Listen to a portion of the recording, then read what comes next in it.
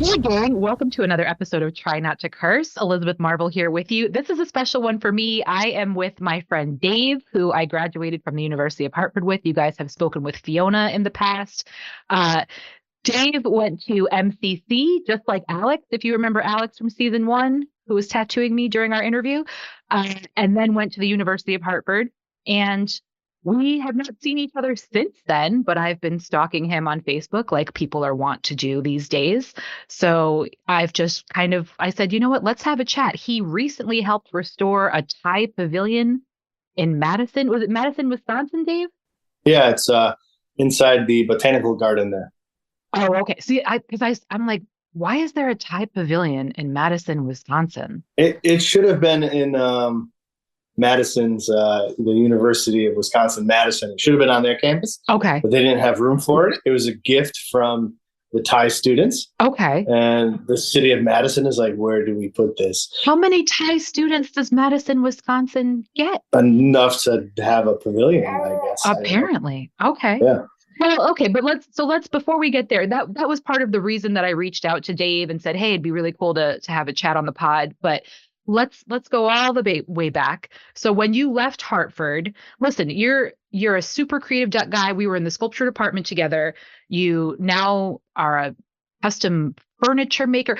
I'm not going to use the word bespoke. Can we please that fucking word bespoke? You just need to put your nose up a little bit when you say it. Oh my God. It makes me so angry. Push your chin out. That Bespoke. fucking word. Yeah. Oh my God. It's terrible. Clearly, you haven't been the recipient of bespoke furniture.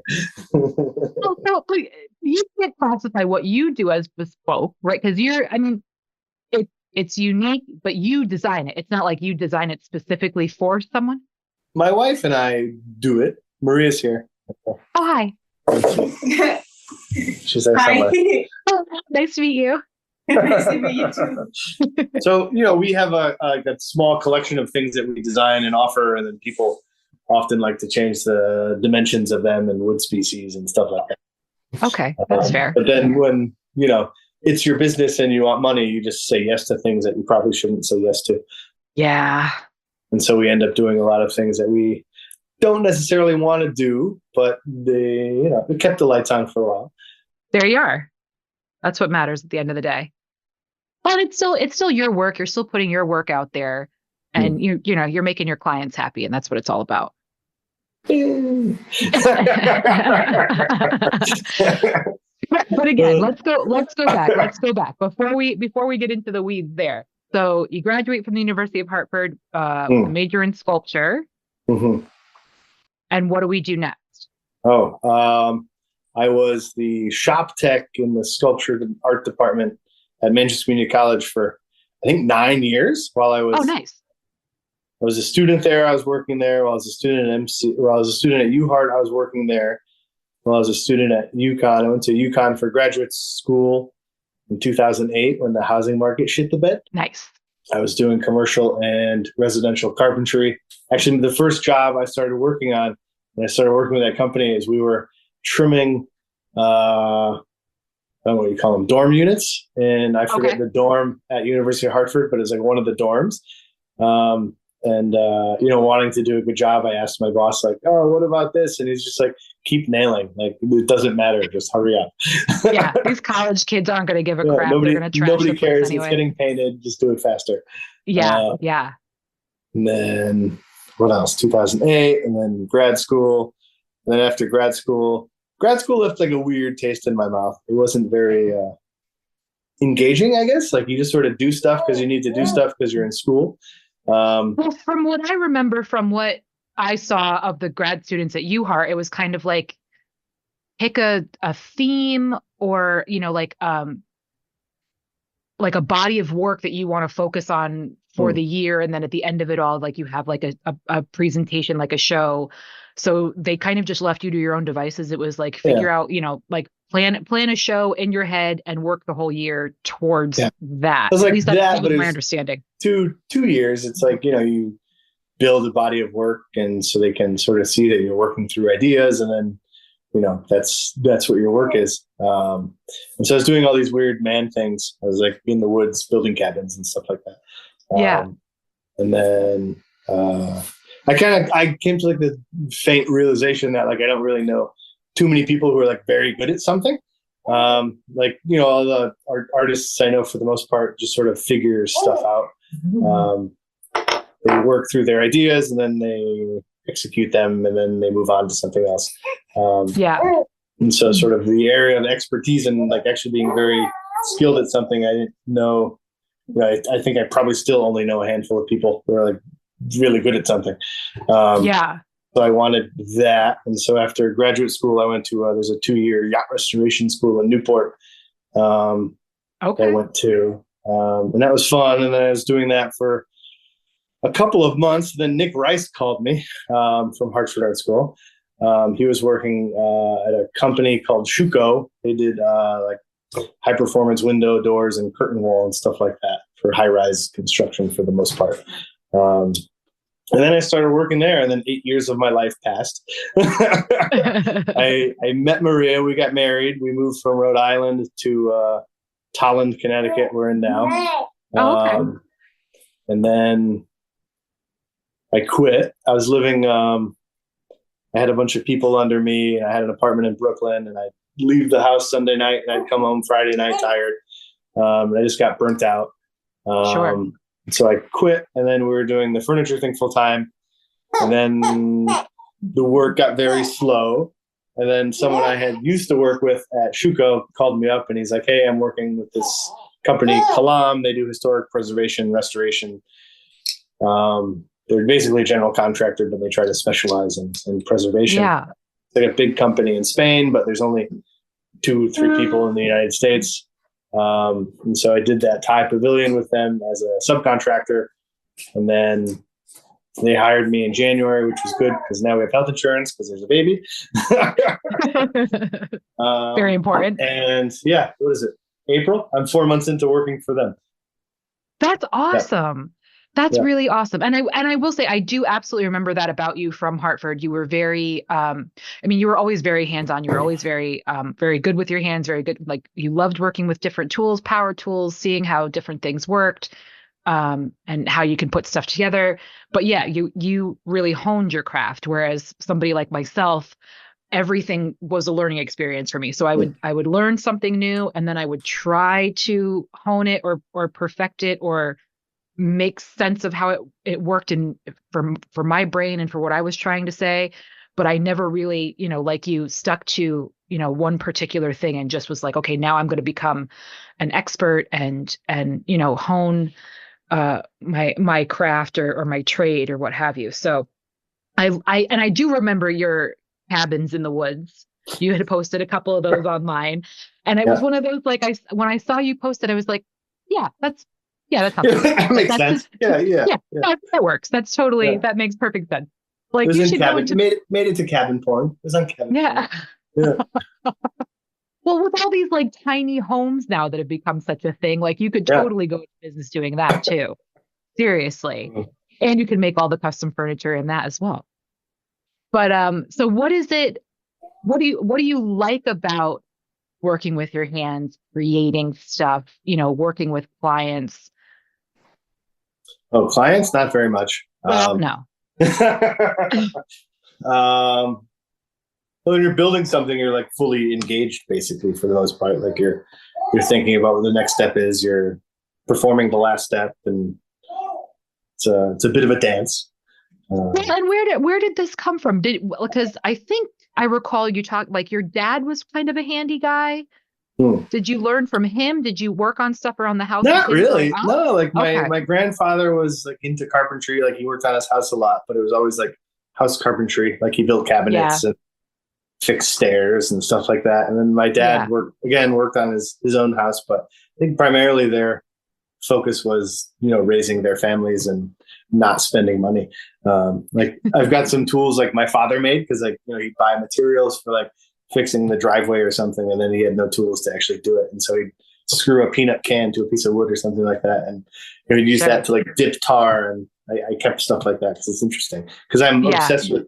I started buying tools compulsively when I was at Hartford Art School, so I realized like, oh, when I'm done, like I have no means of making anything. I leave here and there's no equipment like anywhere. Right. And so I've still been sort of compulsively like collecting Yeah. everything and anything that could be of use.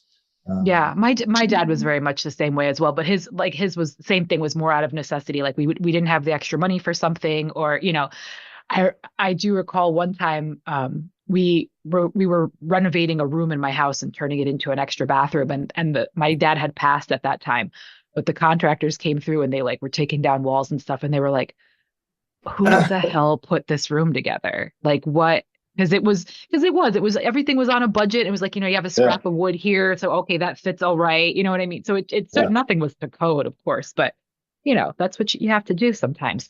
So when did you decide, like, did you go to MCC in pursuit of sculpture necessarily, or just art in general, or? I went to MCC because I didn't get into any other schools. Okay, So fair enough. I pissed off in high school. Like I imagine most people who aren't that interested in school do. And then you don't get into college. And so you go to community college and you get good grades there, and then they take your money somewhere else. And that worked out, I guess. We Yeah. got in and out before it got too expensive, which is good for us. By the way, have you been back since, like, um, recently? to Hartford Art School? No, I haven't. No. So It doesn't every doesn't exist, right? Like sculpture is not a major. There's no dean oh, is it anymore. not? Oh, is that right? No. I don't. Oh my gosh. Yeah, See, Hero because I've been retired. They didn't back. replace him. Yeah. Oh man, that's a shame. Because I have been back every couple of years. I go back and I shake my fist at the money that they, like I go through and I'm like, I paid for that, you fuckers. But they did renovate half of the art school. They did put a brand new building in the center of the lawn. Really? Yeah, there's a whole Huh. new technological institute, whatever. They have a room called the Internet of Things, and I have yet to know what the hell that means, but I know I paid for it, so that's fun. I didn't Um, pay much for it. I want to say it was like $7,000 a year. Um, oh, God bless. That's not me, sir. Not me. in state, no Horrible. housing. Yeah. Oh, that's true. You have Um, no housing. That's true. I did live yeah. on campus, but Yeah. yeah, thankfully they're all paid off now. Thank God. Still working But on yeah, it. you should get back there and check it out. It's wild because Hmm. and they built the high rise freshman dorms as well. It's a whole thing. They Really? also have a community garden. Like I was like, Does what anybody the use it? yeah. I think the cafeteria uses it. I don't think the students are going in and pulling kale up, you know what I mean, Oh, for their yeah. afternoon salads. But yeah, it's wild. But like I said, everybody who follows me on Snapchat, I know I'm 40 and I still use Snapchat, forgive me, but everybody who follows me on Snapchat knows, because that's what I do is I go around and I snap and I'm like, look, I paid for this. They don't appreciate it. I know they Just don't appreciate it. bullshit, bullshit, Yeah, these bullshit. bastards. But but so okay, so you went to MCC, and is so being in MCC, going in there not necessarily with the direction, but you took a course here or there and said, you know what, I like this, I like that. Is that kind of how that went? Uh, yeah, I guess so. Like Okay. I liked making things. I think a lot of people who don't know any better as far as like what their options are, like they know they want to make things or build something, and they just sort of end up in the art department because that's where you can do that. Yeah. They don't know about building trades, or they don't know about trade schools or anything like that. Yeah.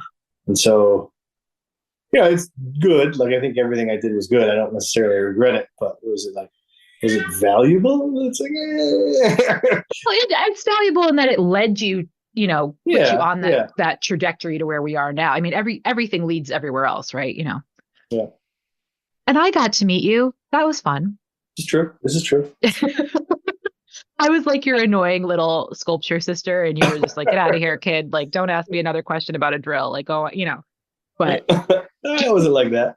I don't remember it like that. I don't. It may have been like that. I don't remember. dang, it was like that. I promise you. Okay. It's okay, because again, like you, and again, the other people, I think everybody in our class had previously gone to schools elsewhere beforehand. So you guys all kind of like had a direction, whereas I'm just being like, I'm enjoying my college career. Like, this is cool, like meeting new people and socializing and Yeah. being an adult. I really didn't have a direction until years and years later after I The left. phrase But college career is like sad and weird. I never like thought of that before. But college career, like, you've got these 4 years. Like, what are you gonna do? And then, yeah, it's even more depressing for people now. Like, there's no one's gonna hire you. No one's gonna hire you. You have yeah, no like navigable skill set.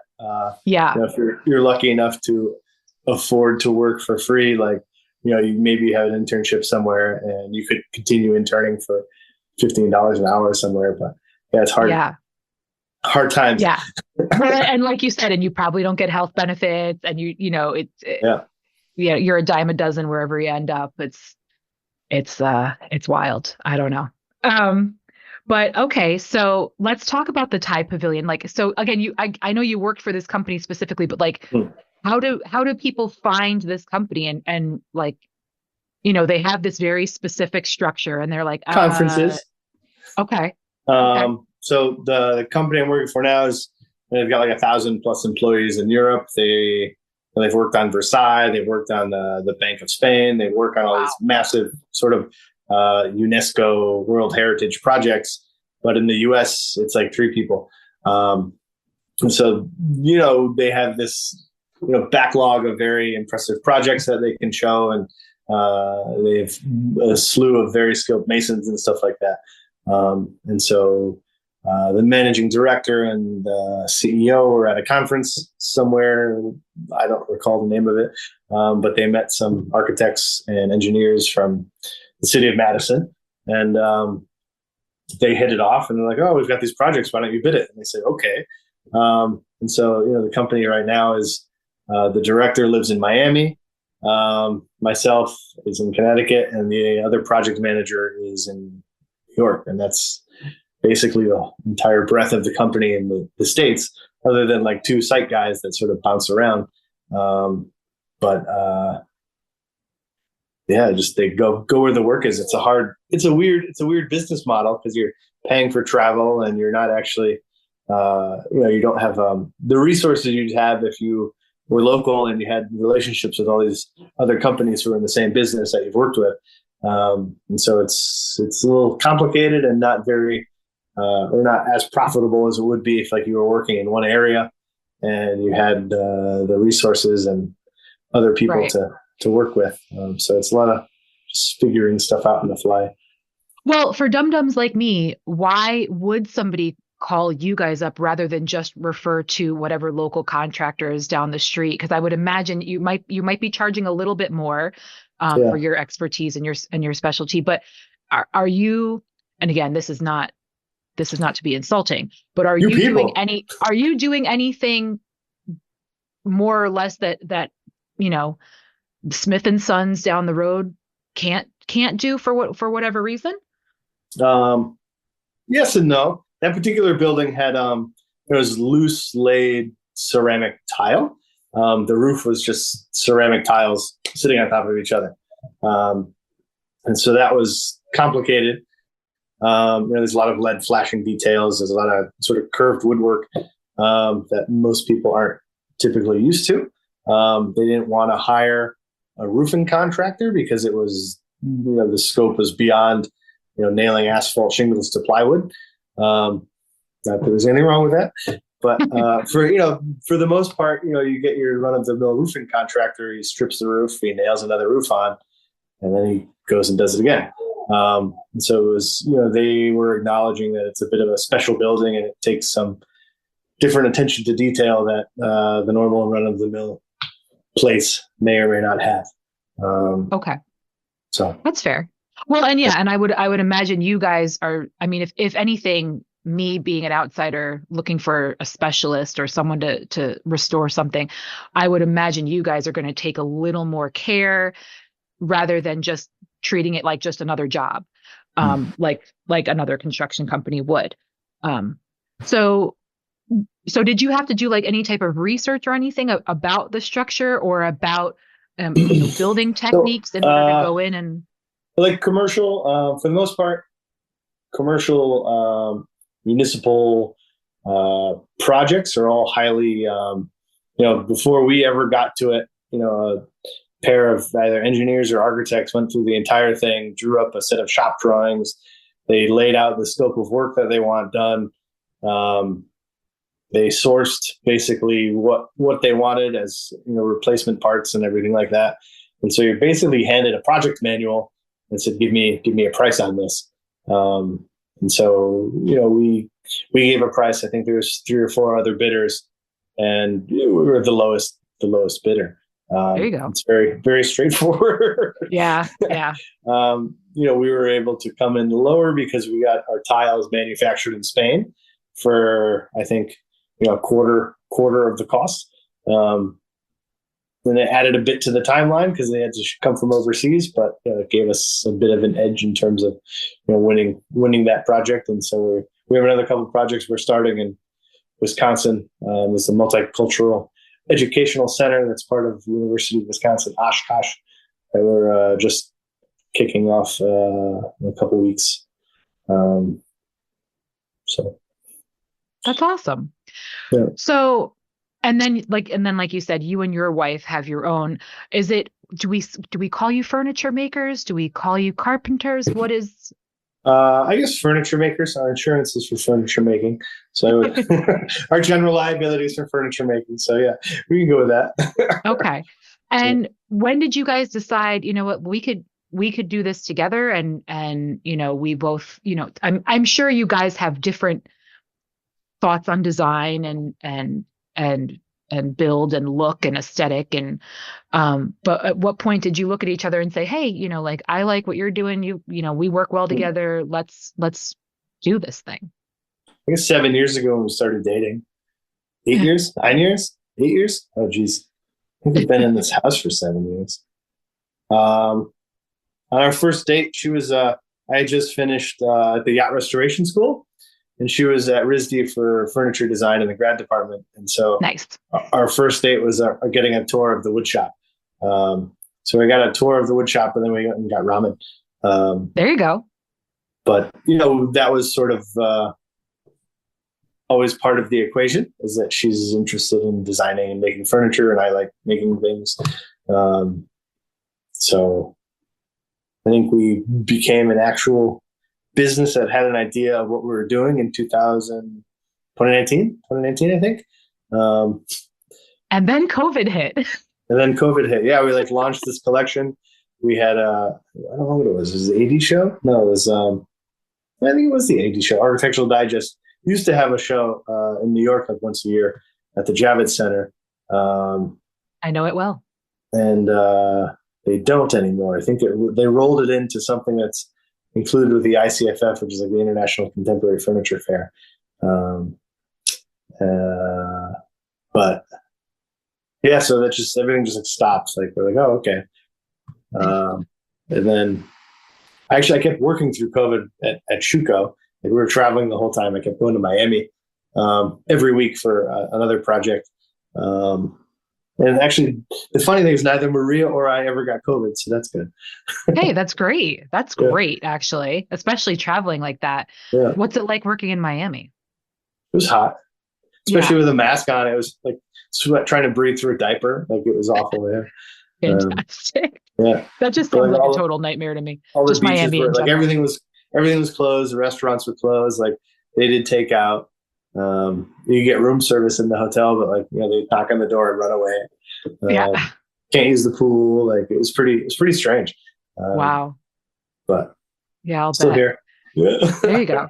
So when you guys are working together on a project, so when people come and contact you and say, hey, I want a table, a dining room table, a coffee table, end table, what have you, do they come to you with a design in mind, or they say, put some stuff together and we'll see? No, we don't really work that way. So we have a number of things that we already have. There's a number of side tables, coffee tables, dining tables, stuff like that. And we'll primarily work with interior designers.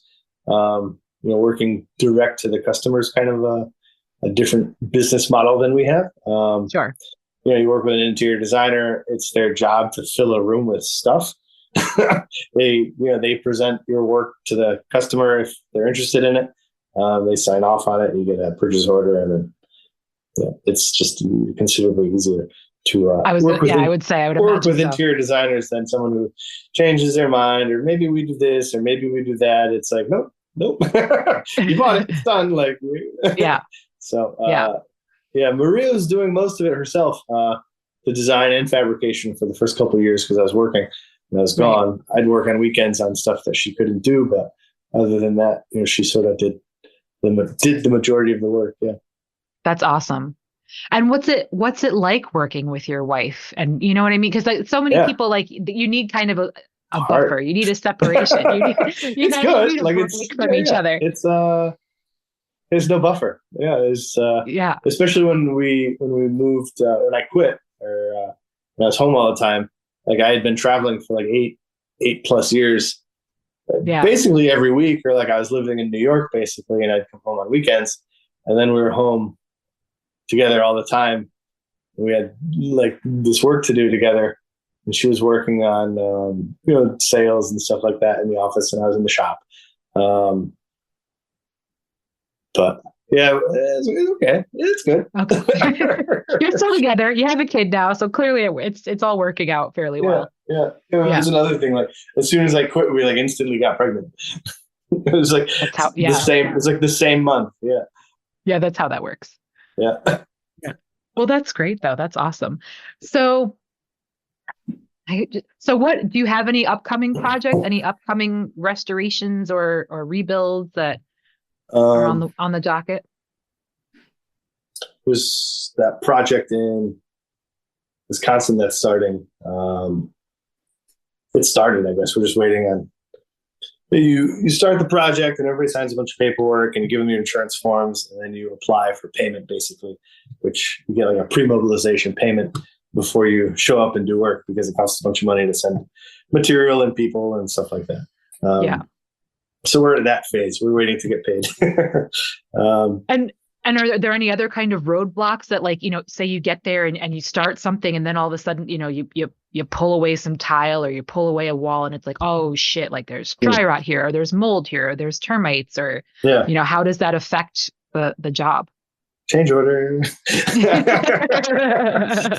Everything, we've basically priced, every movement and idea down to a number that's a portion of the lump sum that we provided originally.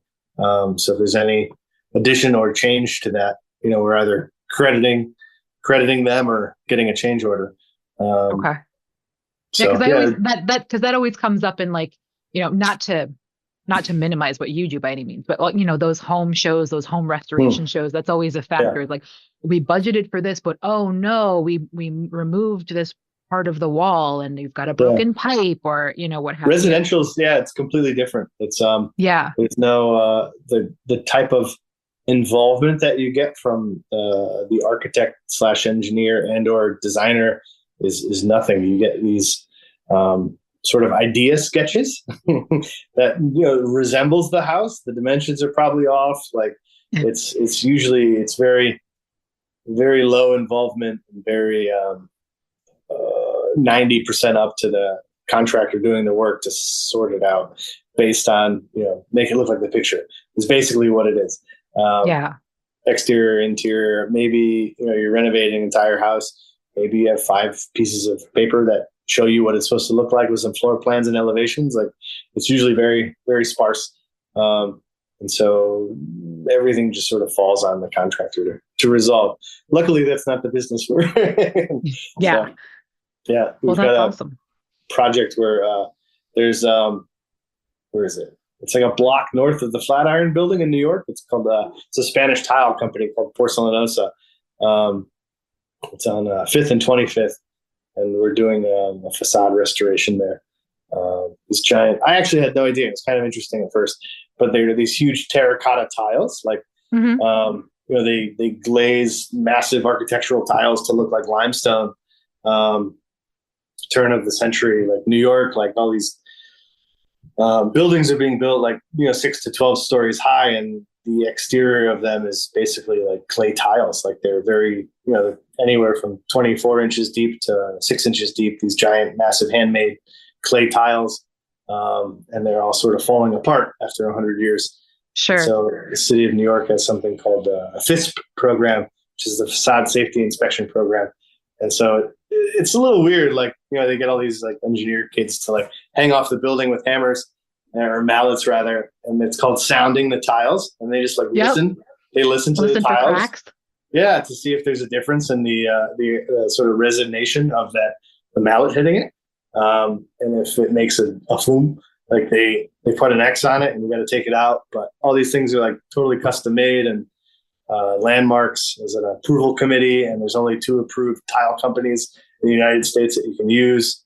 And they have like insane backlogs because every building is trying to use the same 2 companies. Sure.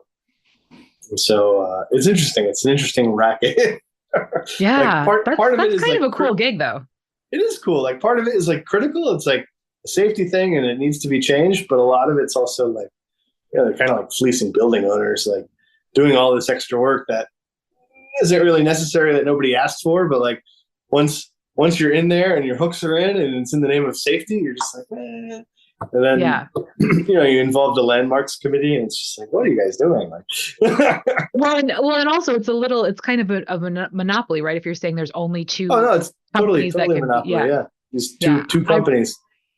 Yeah. We run into that at my job as well. At like the list of approved vendors gets smaller and smaller and smaller every single year. But we're 5 minutes from Home Depot. Like, why can't we just go get a bucket? Like it's, yeah, I totally get it. That's so funny. What do you do now? So, I don't talk about it on the show. Okay. I do podcasts. I do work in a factory. I've been there 12 years. And I always, so I do work with my hands. I do work with machines. I do get to, use tools and stuff like that throughout the day and troubleshoot. What does the factory make? I can't tell you that either. I can tell you at the end of it. Okay. Also, like if you're friends with me on Facebook, you guys, my job is in my About You section. So don't give anything away there. But yeah, so I've been there 12 years and my job is to just keep the machines running, keep the machines supplied and keep them running. But it's great. I drive a forklift and I get to forklift certified. Yeah. OSHA 30. I'm also a part of like the safety committee and the emergency response team. So like, Is it like the safety committee? No. It's legit. Thank you very much. Just making sure. Safety is my priority. Yeah. But it just cracks me up because it's one of those kinds of jobs, right, where there are guys like that. They're the only job they've ever had. They've been there for 35 years. It was their first job out of high school. You have people like me who have full-fledged college degrees and, kind of floated around the workforce for a while until settling here. Like I plan to be there for the next, I said I'd give them 30 years. So I plan to be there for the next 18 years. It's become my career. But it's just, it's really interesting, the variety of personalities you get through the door. So, but I love it. It's great. And every day is different, which is always the best part. So yeah, but same thing. We, like I said, we deal with that where it's like we have a limited vendor list and OSHA came in with new rules this year. So now we have to update our systems and all that kind of stuff. So I'm very versed on OSHA stuff now, OSHA standards. Yeah. So, so going into business for yourself, let's get into the nitty gritty of all of that. I would assume there's a lot of paperwork. There's a whole lot of things that maybe you didn't think you would have to deal with once you said, okay, we're going to do this. We're going to put ourselves out there. We're going to market ourselves. What kind of challenges have you run into being a business owner? Maria. That's a Maria question. I've treated myself to an utter lack of involvement. I'll look at like insurance form. We just switched insurance providers for our general liability. And I'll interject stuff there. But other than that, like, we've got an accountant, we've got a lawyer, we've got insurance. Like, we don't try to bite off more than we can chew, I think. That's fair. Yeah. But as far as business development's its own thing. We were Maria and I were in New York yesterday. she was giving a presentation at an interior design firm on Cinca's work, and I was on baby duty ordering pizza. There you go. Yeah, that's important too. it was important. Where's your camera? I don't know. Well, hi, Maria. Hey. I can see you. I can see you. Hey. Well, so what is your background? So you went to RISD, Yes. and what did you go there specifically for? What was your major? I went to RISD for grad school in furniture design. Okay, awesome. That's great. And so- before that, I went to industrial design. I'm from Mexico. I studied industrial design in Guadalajara. Oh, okay, awesome. So did you have any aspirations for like to be an architect or to work on big industrial projects? I've always, for some reason, been obsessed with furniture. So I knew I wanted to make furniture. That's I okay. I didn't think I was gonna end up like actually making it, but I wanted to. I wanted to like go to grad school and learn how like furniture is made in more detail. So like I could like design it like better. Like it was important for me to know how furniture is made. I had been working before at a carpentry in Mexico, and one of the challenges was like I will design something and the woodworkers will like make it different because like I didn't consider like the grain direction or thing like that. So I was like, I think I need to learn how furniture is made before I design this. No, that makes perfect sense. That's fantastic. Now, did you actually do did you build anything while you were at RISD, or did that kind of come afterward, or did it come when you met Dave and he was like, let me show you how to use tools? Like what was that like? Yeah, no, the program at RISD is very hands-on. Like I since the first semester, like you're making furniture. I took the 3 years program, which is like the first year you're actually like with the sophomores, like taking all the basic like woodworking skills and hand tools and like learning everything from scratch. So I took that year, and then that was really helpful for me because then I was able to do the last 2 years of grad school and be able to actually make furniture. And then I met Dave while I was in grad school, and he had a wood shop, and then we started like super handsome. Yeah. Yeah, like I learned all the basics, and I felt very confident on woodworking when I was at RISD, but then like I've learned a lot more by working with Dave. Yeah. Now the piece behind you, Dave, that's one of your pieces, isn't it? Yeah. You guys made that? Yeah. That's awesome. It's what would you call that? A wardrobe, a pantry? Curiosity cabinet. Okay. Hey. Yeah, but that's yeah, awesome. we use it as a pantry. Like we have It's full of snacks. yeah. Why not? I love that. Yeah. And Maria, when did you come to America from Mexico? 10 years ago, I came for grad school. Okay. Yeah, and was the plan to stay once you came here, or you just said let me get an education and bring it back home? No, my plan was to come here, go to RISD, and then from there go to Europe and find a job in Europe and just stay. There you go. Yeah. Gotcha. He got me. And now I'm in Holland. Now you're in the woods. Yeah. I'm really fascinated by people's journeys and their stories. I've heard a lot of, I know it can be really harrowing trying to get citizenship here or just establish a life here. So when you came in with a student visa? Yes. Okay. And then when you decided to stay, like, are you a dual citizen? Are you a citizen now? Yeah, I just got my citizenship in September. She has 3 citizenships. She's a French citizenship, a Mexican citizenship, and a U.S. citizenship. I fucking love that. I'm so fascinated by all of that, and because I know it's a major process. Mm-hmm. So I have a coworker that's from the UK, and I always share this story with everybody. But when he first got here, he had met his wife online, came out here, and he wasn't allowed to work for 6 months. So like talk about like testing your relationship. So when I share that story with other people, like I just spoke with Anna, who is from Colorado and moved out to Australia. Her experience was completely different with how they do things in Australia. So I'm really just interested in the whole thing. She had to like wrestle a kangaroo for a job or something like that. I mean, she was able to work right away. Like it was it was a lot of paperwork involved. She had moved because she met her now husband in the States when he was over here on a work visa. And they basically just had to like prove, like very much like that movie Chuck and Larry, they just had to prove that they were in a committed relationship for the amount of time that they claimed that they were. And then Australia was like, sounds good, start paying taxes. Yeah, it's interesting. I don't know what value it brings the United States to not let people with different visas work. Like, I mean, doesn't make any sense.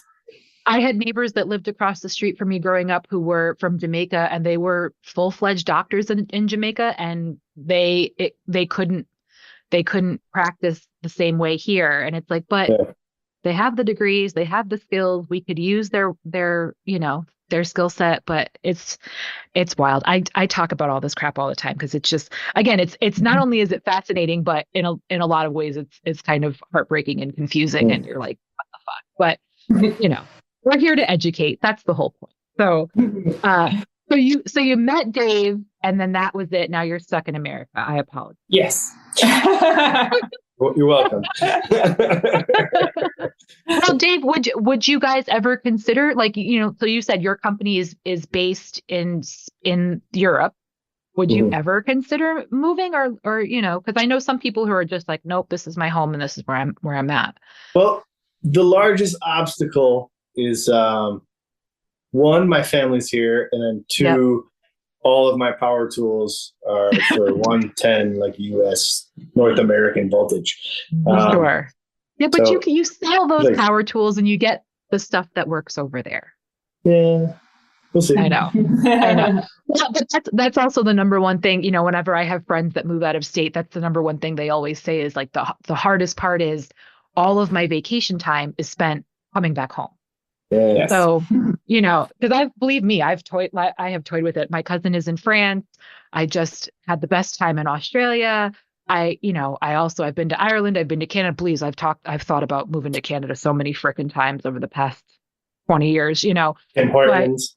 Tim Hortons. Yeah. But it's one of those that I'm always thinking about, like, yeah, but that means all of my free time is coming back home to be with family. So, so I get it. Plus, I've got a pretty good gig with what I'm doing right now, so I can't complain.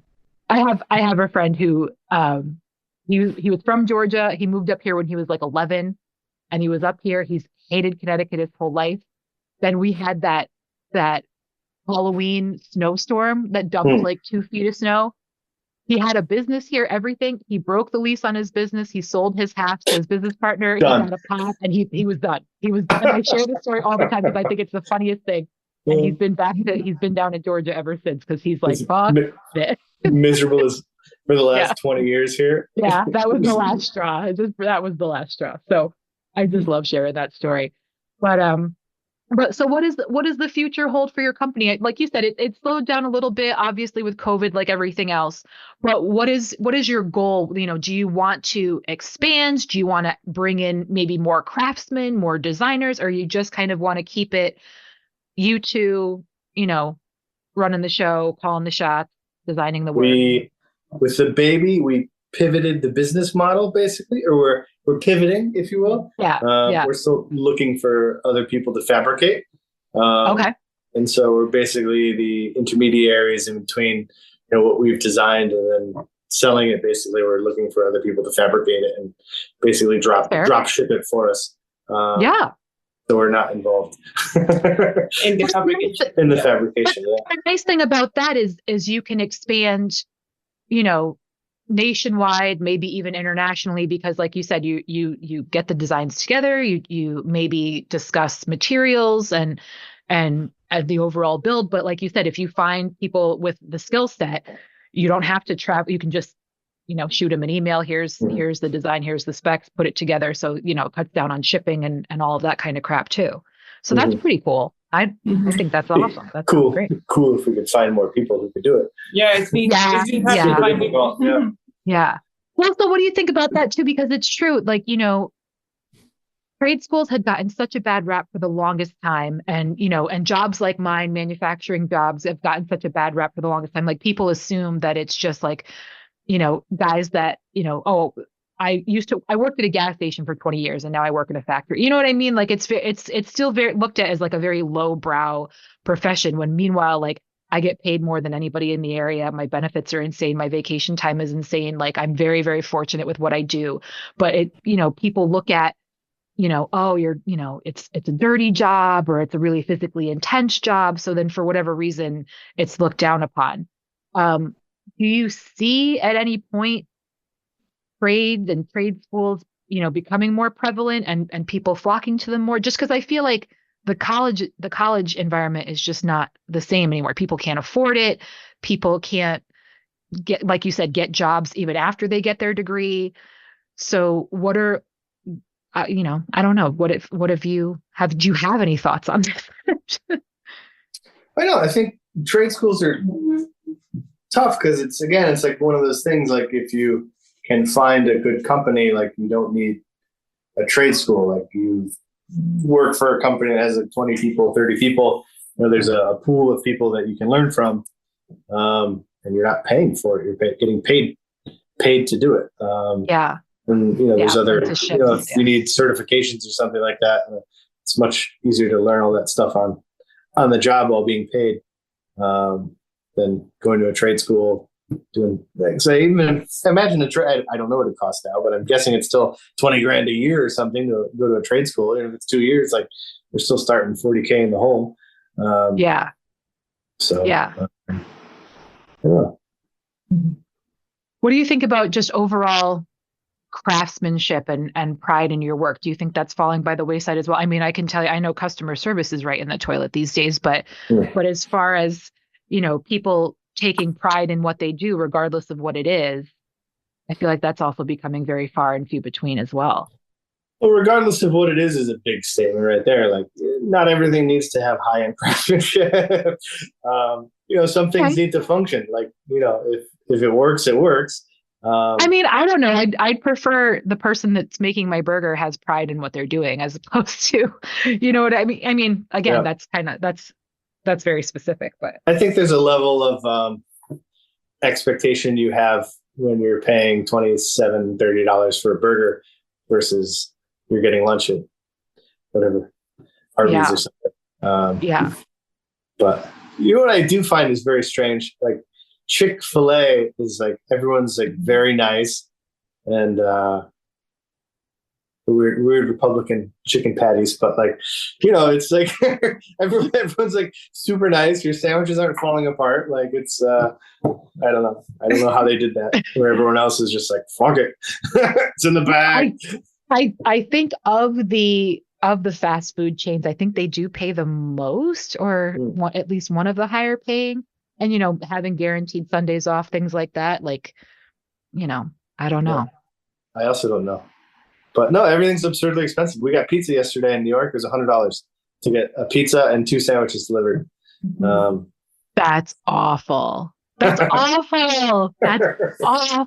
It's the prices, money's not worth anything anymore. Like, the price just goes up. And yeah, I've been having this conversation. I had this conversation back in season 1 of the pod too with people. It's like, no one can afford anything, yet somehow people are still doing stuff and going places and buying things. So I don't get it. I don't get it. And it's interesting. You just need to make more and more money. I just think something really, really bad is on the horizon if we're not there already. And I don't know. It freaks me out. But I mean, I just, my mom and I were just talking today, because like our big thing is concerts. Like, that's what we do. Like, we never really went on vacation as kids. Like, we just went to shows and stuff. So like, I just got 2 tickets to 2 different comedy shows. And I told her what the price was. And she was like, what the fuck? She's like, did you get front row VIP meet and greet? I was like, no, that's just the way of the world these days. It's terrible. How much were they? I've never gone to a comedy show. Oh no. Well, I will say both of them are really, really big names. One guy, Nate Bargatze, I'm sure you've seen he's all over TikTok and stuff, but he's been doing some arena tours lately. So I got a ticket for my sister and I. And on this show, I don't give a shit about talking about money. Like it's certainly not a braggadocious thing, but each of it, I think his tickets were $90 a piece. And then, but it's all the added fees on top. Yeah. And then my mom, my sister, and I are going to see Brett Goldstein, who is Roy Kent from Ted Lasso. I don't know if you're familiar. Yeah. So he's Roy Kent. Yeah. So we're seeing him. And those tickets for like balcony were $125 a piece. Holy crap. And then again, fucking fees on top of it. So at the end of the day, so for those 3 tickets, it was a lot of over pizza $500. right there. Yeah. Bro. And we got to buy pizza on top of it. Yeah. I'll tell I swear to God, it's wild. But I mentioned that when I was talking about my Australia trip too, because everybody's like, oh, that's so amazing. I'd love to go. The 60% of my budget was just my airfare. It sucks. Yeah. But again, I don't know what the answer is. I don't know what the solution is. I don't know who we need to call. That's just life, and we're all still living it. So here we are. What do you do? But again, go on fewer trips. Maybe for you guys, the answer is to move to another country. The same. France is super cheap. That was It is. It was very, very appealing how cheap it was there. Yeah. My cousin Tommy, who's been on the pod before, he owns his own brewery. But he said, he goes, especially in the region that he lives in Beaune. And in that region, you can comfortably live for $30,000 a year. It's wild. Yeah, it is. It's so wild. And he has an electric vehicle, and they just bought their first place. And like I said, he's a business owner. He's running his business and navigating, the commerce of the country and all that kind of thing. But it is possible to live better. You just have to pack up all your shit and say goodbye to all your loved ones. Simple stuff. So, Maria did it. I can do it. Have you been back to Mexico since though? Oh, we go to Mexico all the time. Yeah. Oh, good. Well, I would think it is a little easier since the countries are connected, even though the political climate is bullshit. But well, good. I'm glad that you at least can do that. And I do apologize for the politicians of this country. Fuck's sake.